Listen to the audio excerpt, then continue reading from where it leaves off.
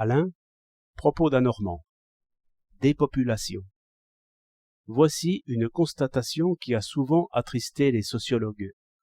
C'est que l'accroissement rapide de la population suppose un certain état de barbarie. Et cela se comprend très bien. L'homme barbare cède à l'instinct, tout simplement. Il ne pense pas aux souffrances de la femme, ni à l'avenir des enfants. Il ne voit pas si loin. Il ne voit pas même loin dans sa propre vie. Les lois incertaines, les guerres, les grandes épidémies, les migrations, tout borne ses projets. On ne peut être prévoyant à soi tout seul. Bref, quand l'homme mène une vie presque animale, on ne voit pas comment la natalité serait limitée autrement que par des conditions physiques et biologiques.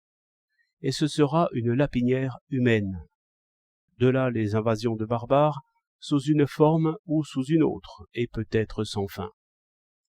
Le demi-barbare fera des enfants par réflexion.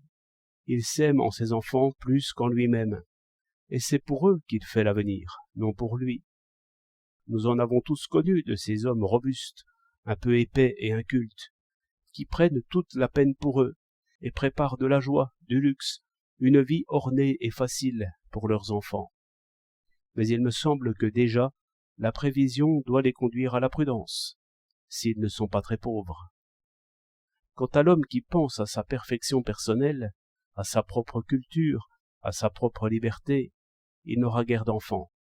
Et peut-être est-ce très bien ainsi, car, ayant trop exercé la partie intelligente d'eux-mêmes, et s'étant donné, si l'on peut dire, une hypertrophie du cerveau, peut-être risque-t-il de mettre au jour tantôt des monstres et tantôt des crétins. Il s'établit alors une division du travail assez naturelle. Les uns font des découvertes, les autres font des enfants qui comprendront les découvertes. Ainsi va le progrès, la foule suivant les conquérants et assurant les victoires.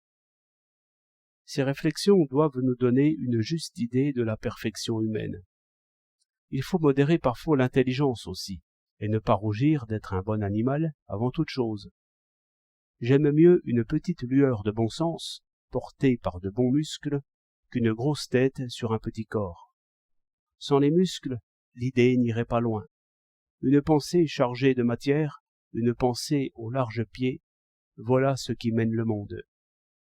Nos professeurs n'ont pas assez médité là-dessus, car je vois qu'ils nous font une élite et méprisent la masse. Double erreur. L'élite n'a pas besoin d'eux, mais c'est ce gros garçon joufflu, un peu endormi, un peu paysan, qui a besoin d'eux. Mais ils nous font des têtes sans corps, avec des ailes d'ange, comme dans les tableaux d'église. Des poings qui pensent. Voilà ce qu'il nous faut aussi.